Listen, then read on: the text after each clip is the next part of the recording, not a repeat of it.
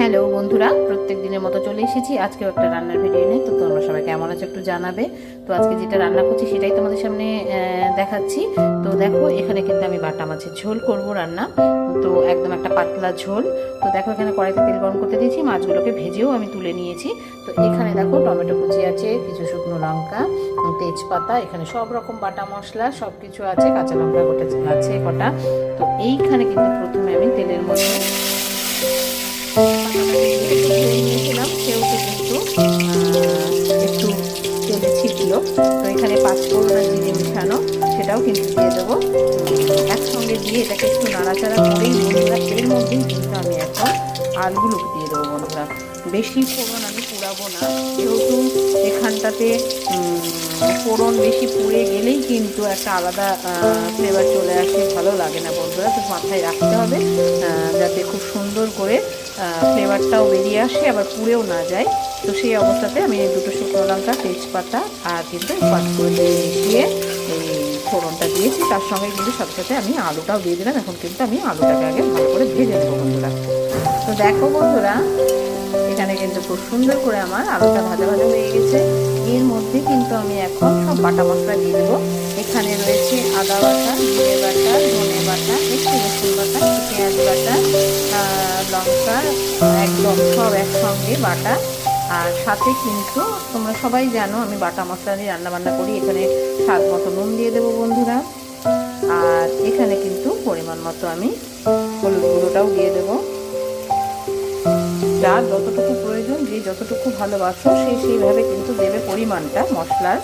কিন্তু আমি যেভাবে করছি সেই পদ্ধতিটাই তোমাদের সামনে তুলে ধরি। তো দেখো, এবার কিন্তু এখানে মশলাটাকে সুন্দর করে কষিয়ে নেওয়ার পালা বন্ধুরা। এবার কিন্তু আমি এখানে মশলাটাকে খুব সুন্দর করে কষিয়ে নেব। তো দেখো বন্ধুরা, এখানে কিন্তু খুব সুন্দর করে আমার মশলাটা আলুর সাথে কষানো হয়ে গেছে। আর তেলও কিন্তু দেখতেই পাচ্ছ একদম মশলা থেকে ছেড়ে দিয়েছে। আমার গলার অবস্থা খুব একটা ভালো নেই, বুঝতেই পারছো, খুসখুস করছে গলাটা। এই অবস্থাতে কিন্তু আমি এখানে গোটা কাঁচা লঙ্কা কিছু দিয়ে দিলাম, এটা একটা ফ্লেভারের জন্য। তো দেখো মশলাটা থেকে কিন্তু তেলটা একদম বেরিয়ে এসছে বন্ধুরা। মশলাটা কিন্তু খুব সুন্দর করে কষানো হয়ে গেছে আলুর সাথে। তো এই অবস্থায় কিন্তু আমি আর নাড়াচাড়া করার আমার দরকার নেই। এখানে কিন্তু আমি পরিমাণ মতো জল দিয়ে দেবো। যেহেতু এটা একটা পাতলা একদম মাছের ঝোল হবে, সেহেতু কিন্তু আমি এখানে জলের পরিমাণটা একটু বেশি দেবো বন্ধুরা। তো তোমরা তোমাদের বুঝ মতো দেবে, তোমরা যেরকম ভালোবাসো, যে যেরকম গ্রেভিটা খেতে বা ঝোলটা খেতে সে সেইভাবেই দেবে। তো আমি যতটুকু মনে হচ্ছে আমি আমার মতো করে দিচ্ছি, একদমই তোমরা তোমাদের মতো করে কিন্তু দেবে বন্ধুরা। দেখতেই পাচ্ছ খুব সুন্দর কালার চলে এসেছে, আর খুব সুন্দর করে মশলাটা আমার কষানো হয়ে গেছে। মশলাটা কিন্তু একদম কষানোর উপরে রান্নাটার স্বাদটা নির্ভর করে। যত সুন্দর করে আমরা মশলাটাকে কষাবো আর ধৈর্য রেখে রান্নাটা করব, তত সুন্দর কিন্তু রান্নাটা খেতে হবে। আমি কথা হচ্ছে দেখো বন্ধুরা, একটা রান্না করবো কিন্তু স্পেশালভাবে করবো, আমার হচ্ছে কথা এটা, মানে যেটা আর কি খেলে মনটা ভরে যাবে সেরকমভাবে করার চেষ্টাটা করি বন্ধুরা। সেহেতু বাটা মশলা আমি যতই অসুবিধা হোক বাটা মশলা দিই রেসিপিগুলো করার চেষ্টা করি। তো যাই হোক বন্ধুরা, তো দেখতে থাকো। এবার কিন্তু আমি এখানে পরিমাণ মতো জল দিয়ে দেবো বন্ধুরা। আমি আমার মতো দিচ্ছি, তোমরা তোমার মতো করে দেবে, তোমাদের মতো করে যতটুকু দরকার ততটুকু দেবে। যেহেতু এটা একটা পাতলা মাছের ঝোল হবে, সেহেতু জলের পরিমাণটা কিন্তু আমি এখানে আগেই বলেছি বেশি লাগবে বন্ধুরা। তো এই অবস্থায় আমি কিন্তু এখন এটাকে ঢেকে দেবো, খুব বেশিক্ষণের জন্য নয়, জাস্ট ফুটলেই কিন্তু আমি মাছগুলো এখানে দিয়ে দেবো। তো একটুখানিকের জন্য ঢেকে দিচ্ছি বন্ধুরা। তো দেখো বন্ধুরা, এখানে কিন্তু মাছের ঝোলটা আমার খুব সুন্দর করে ফুটে গিয়েছে, আলুগুলোও সুন্দর মতো সেদ্ধ হয়ে গেছে, দেখতেই পাচ্ছ, কারণ আগে তো একবার ভেজে নিয়েছিলাম, তারপরে আবার সুন্দর মতো করে কষিয়ে নিয়েছি। সুতরাং এখন আর কিন্তু সময় লাগবে না একদম। এবার মাছগুলোকে আমি দিয়ে দেবো বন্ধুরা। তো দেখতেই পাচ্ছ কিভাবে আমি রান্নাটা করলাম, বিশ্বাস করো ভীষণ সুন্দর হয় খেতে, আর অসাধারণ লাগে এই ঝোলটার টেস্ট। তো এই ঝোল দিয়েই কিন্তু পাতে একটু লেবু নিয়েই খাওয়া হয়ে যায়। তো তোমাদেরকে বলবো অবশ্যই আমি যেভাবে করলাম সেভাবে একবার ট্রাই করে দেখবে বন্ধুরা, ভীষণ ভালো লাগে খেতে এই ঝোলটা।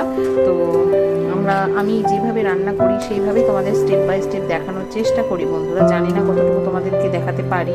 তো এই অবস্থায় কিন্তু আমি এখন গ্যাসের ফ্লেমটাকে বাড়িয়ে দেব বন্ধুরা। আর কিন্তু ঢাকা দেওয়ার কোনো প্রশ্ন নেই, যেহেতু আমার মাছের ঝোলটা একদম রেডি। সুতরাং সেই কারণে তোমাদের সাথে কথা বলতে বলতে কিন্তু আমি এখানে নামিয়ে নেব। আর এখানে কিছু ধনেপাতা কুচি ছিল, সেটাকে আমি দিয়ে দিলাম বন্ধুরা টেস্টের ফ্লেভারের জন্য। আর একদমই কিন্তু আর সেভাবে ফোটানোর আমার দরকার নেই, কারণ এই মাছ কিন্তু গরমের মধ্যে থাকলেই একদম ঝোলের মধ্যে ঢুকে যাবে, মাছের ঝোল একদম মাছের মধ্যে ঢুকে যাবে।